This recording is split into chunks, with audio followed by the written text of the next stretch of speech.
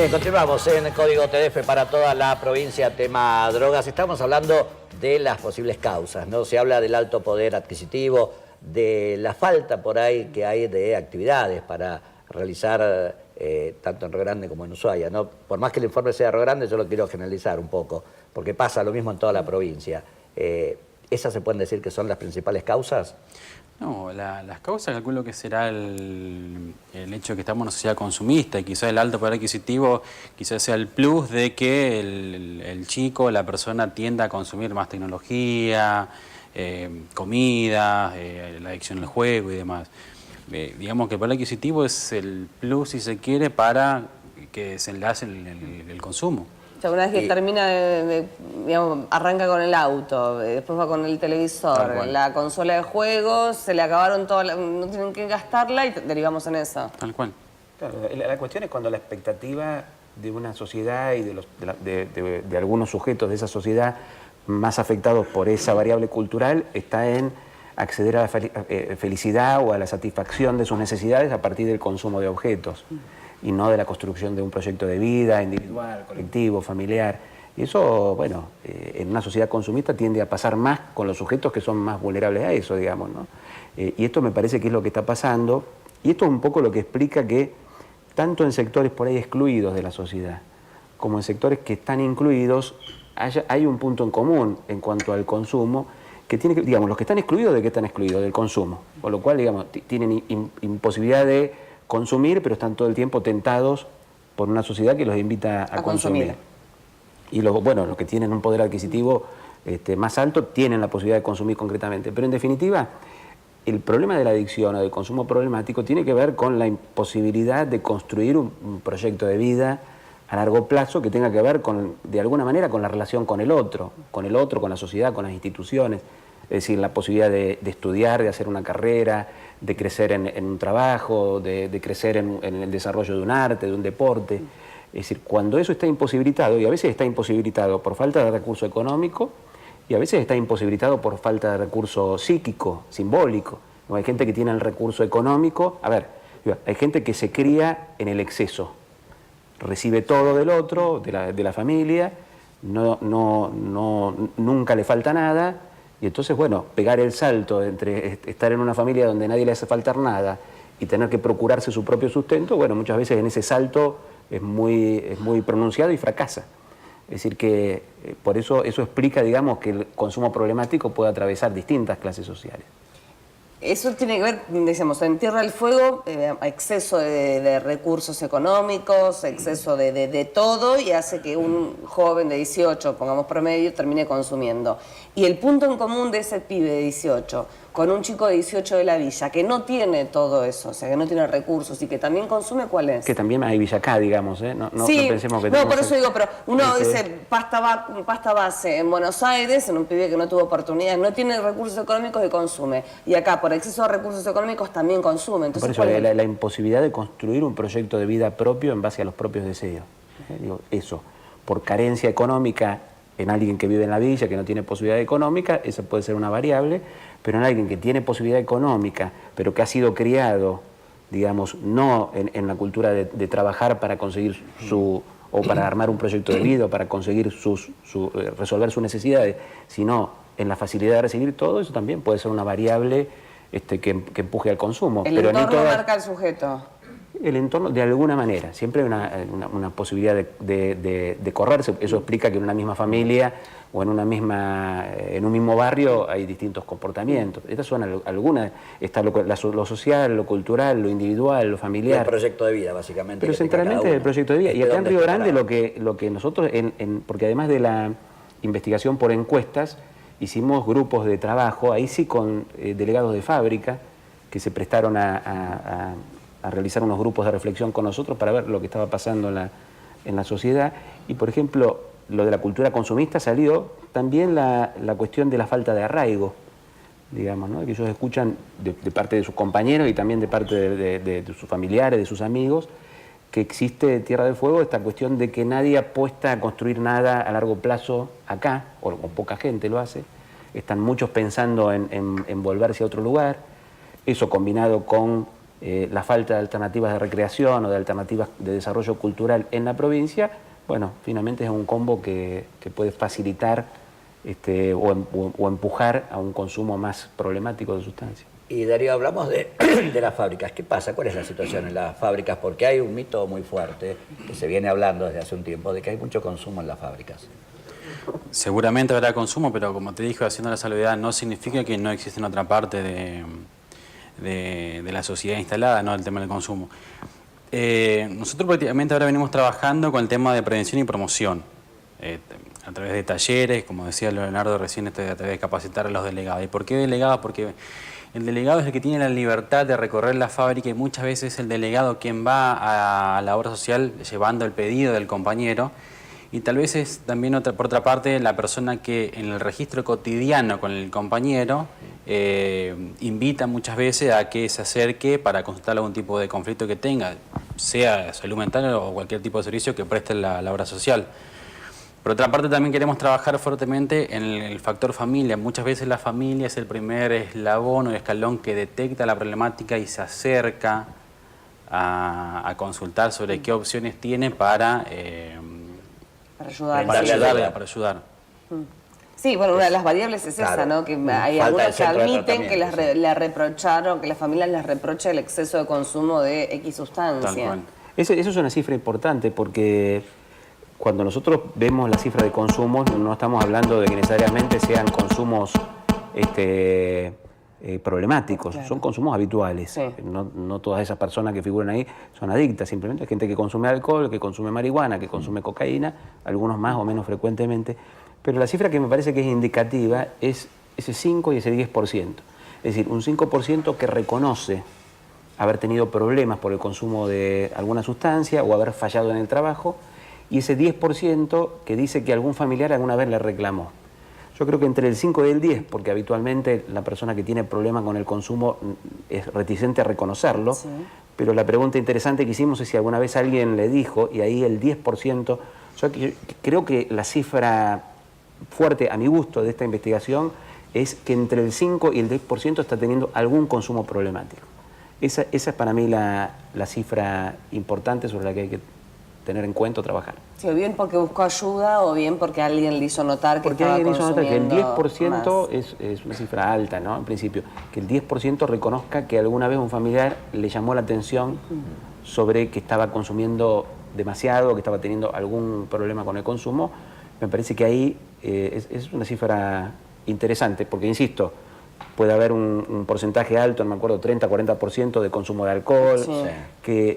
o de tabaco, o de marihuana, creo que estaba en el 8% de consumo. Pero de esos, los que reconocen un consumo frecuente son solamente el 30%. la mitad. O sea que estamos hablando, en definitiva, de un 2%, por ejemplo, que consume frecuentemente marihuana. Sin embargo, cuando se le pregunta si tuvo algún problema o si algún familiar le reclamó, estamos entre el 5 y el 10. Y el 10. Entonces, eso me parece que es una cifra bastante fiable de cuál puede ser la dimensión del problema. Algo que se ve en el informe también es, que dice la gente, la falta de centros de atención, como que están pidiendo a su vez ayuda. Ya hablamos del tema del consumo de las drogas que hay.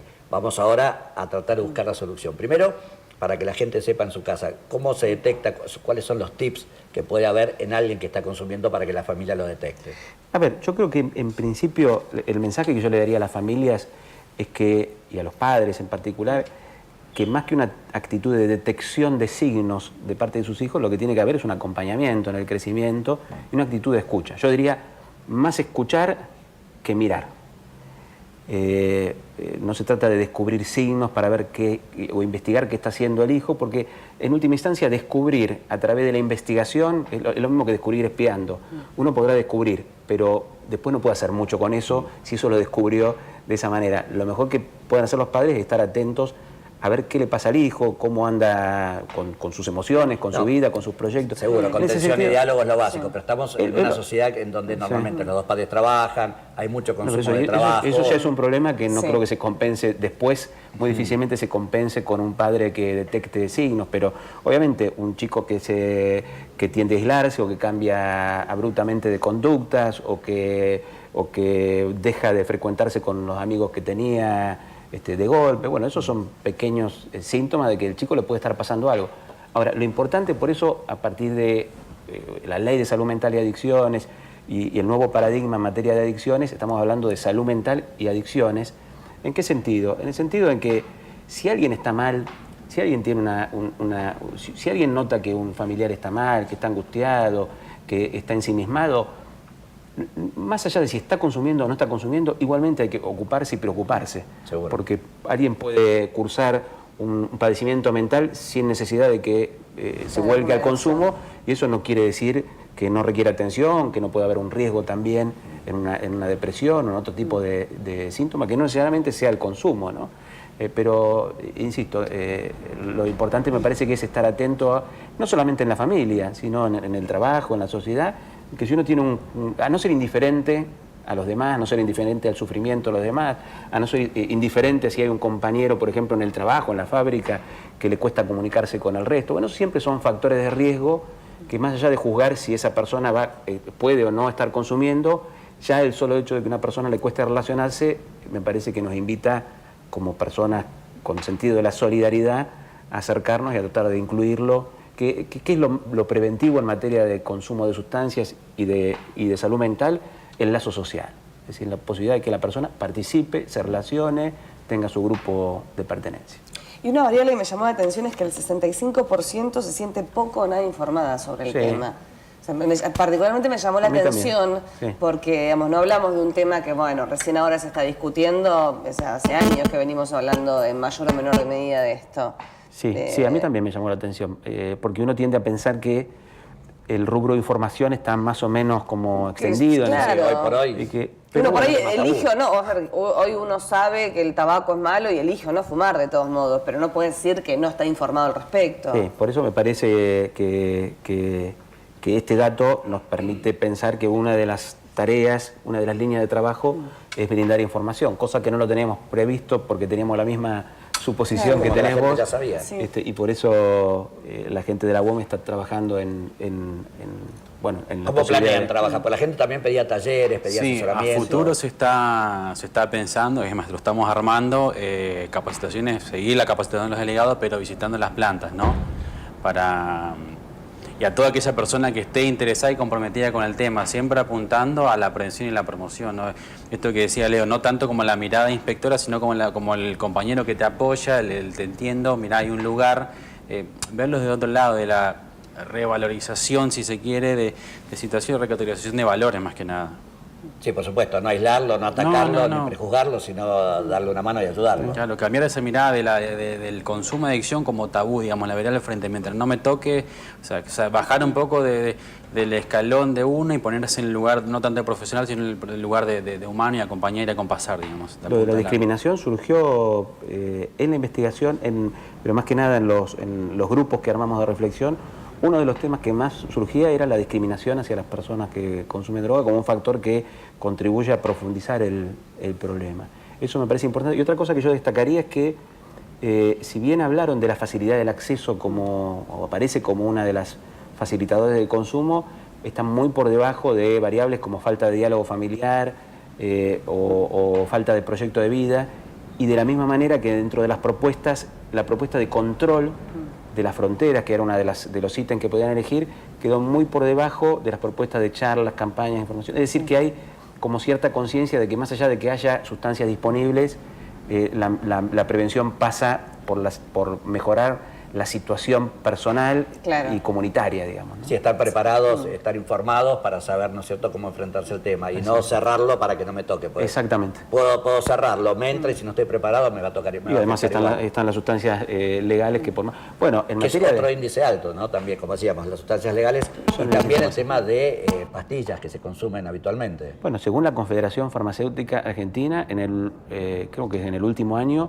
murieron 20.000 personas en el país por uso inapropiado de fármacos, ya sea mal recetado o automedicación, etcétera. O sea que estamos hablando siempre de cifras, cuando hablamos de fármacos, alcohol, tabaco, que son sustancias legales, estamos hablando de cifras inmensamente superiores a las muertes por consumo de sustancias ilegales.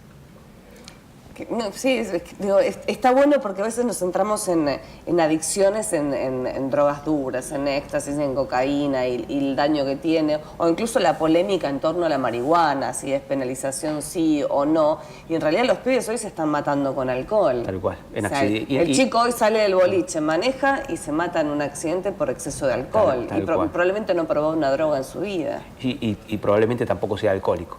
Tampoco Porque sea el problema alcohólico, con el alcohol exacto. es que la mayor cantidad de muertes no es por adicción, sino por consumo excesivo episódico, pero que en ese consumo excesivo de fin de Fue semana... suficiente. fin de semana O sea, sale, se consume la única vez todo. que salió, consumió y fue suficiente para acabar. Por eso con hay que la decir vida. que las medidas de control de alcoholemia, algunas medidas que se toman en algunos lugares del país con dejar de vender alcohol tal vez una hora antes que cierre el boliche, son medidas que sirven, que están teniendo un impacto positivo en materia de reducir el riesgo, ¿no?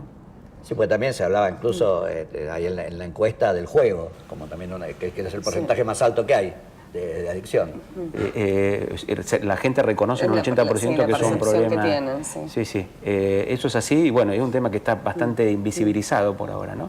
Porque tal vez lo que ocurre es que la prohibición de determinadas sustancias y toda la guerra que hay a nivel mundial contra las drogas pone todos los reflectores sobre lo que en definitiva en términos sanitarios no es la porción más importante del problema, sino que aparecen estos otros problemas, pero que bueno, por cuestiones que tienen que ver con las políticas, no nacionales, sino con la política internacional, termina tal vez el problema más grande invisibilizado y el problema más pequeño en términos de dimensión, como bueno, con todos los reflectores encima. Bueno, ¿y cómo está la provincia, cómo está Río Grande para el tratamiento a las adicciones? La gente nos dice que no encuentran una respuesta adecuada o que hay dificultad para encontrar la respuesta.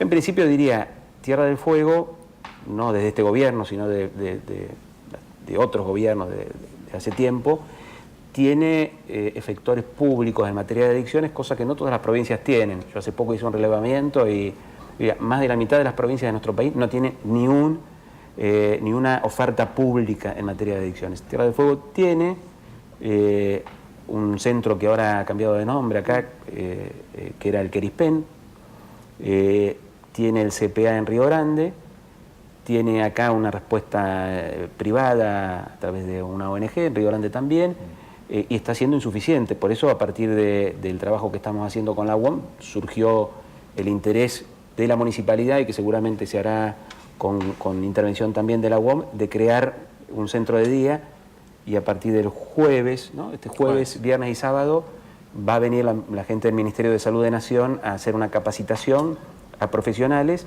y esto también, bueno, es un paso previo a lo que esperemos que a principios del año que viene sea la creación de un centro bajo la órbita municipal y con participación de la UOM, que es importante porque lo que hace la provincia, bueno, aparentemente no alcanza y no está mal que la municipalidad, bueno, Río Grande ya tiene un antecedente en ocuparse del tema salud, en Ushuaia todavía no pasa eso, que dé un paso más y que se comprometa también en brindar una respuesta. Y están ahora con ayuda también trabajando en conjunto con el Centro RONAR, lo hablaba el otro día en la radio con la diputada Bertones. Sería bueno también que esto que se hizo a través de la UOM en la ciudad de Río Grande se pueda hacer aquí en Ushuaia.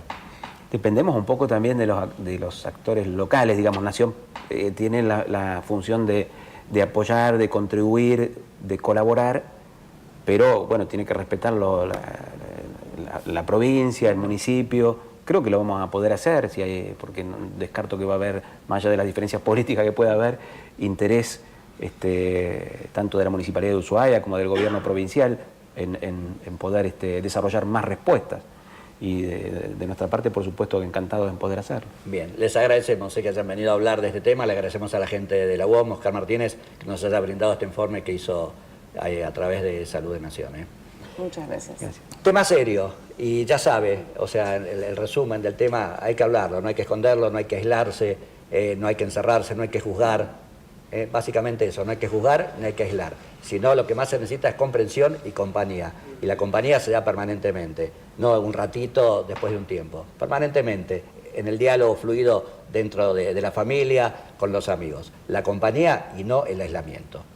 Tema drogas, un tema muy importante. Nos vamos al último corte y ya regresamos. Vamos a irnos con un aviso, una campaña que se hizo precisamente que tiene que ver con la lucha contra las drogas. Y cuando regresemos, venimos con el último bloque ya. Esto es Código TDF para toda la provincia.